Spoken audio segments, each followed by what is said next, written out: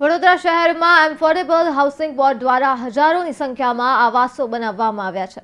કેટલાક આવાસો ખંડેર હાલતમાં જોવા મળે છે, ત્યારે સામાજિક કાર્યકર કમલેશ પરમાર દ્વારા જાત તપાસ કરતા જ કલાલી આવાસ યોજનાના મકાનોમાં દારૂની ખાલી બોટલ્સ અને લાખોની સંખ્યામાં દેશી દારૂની થેલીઓ જોવા મળી હતી। સ્થાનિક રહીશો દ્વારા જણાવ્યું હતું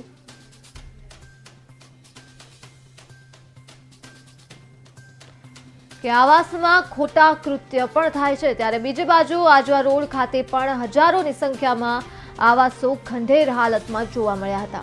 વધુમાં સામાજિક કાર્યકર દ્વારા જણાવ્યું હતું કે આવાસો ઝૂંપડપટ્ટી નાબૂદ કર્યા બાદ ગરીબ લાભાર્થીઓને ફાળવણી કરવા માટે બનાવ્યા, પરંતુ કેટલાક લાભાર્થીઓ એફોર્ડેબલ હાઉસિંગ બોર્ડની કચેરી ખાતે ધક્કા જ ખાઈ રહ્યા છે। છતાં કેમ આ આવાસો ફાળવવામાં નથી કરવામાં આવી?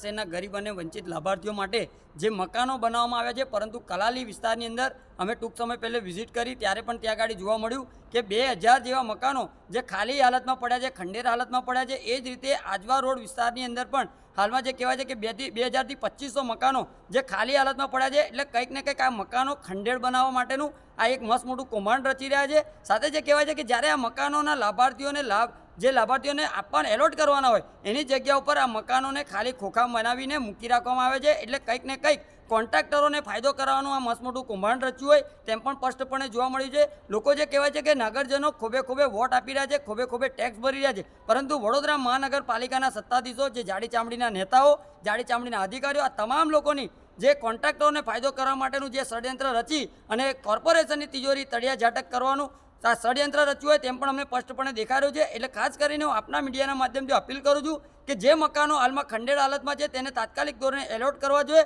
અને ગરીબ અને વંચિત લાભાર્થીઓને તાત્કાલિક ધોરણે ફાળવણી કરવા જોઈએ તેવી અમારી ખાસ માંગણી છે।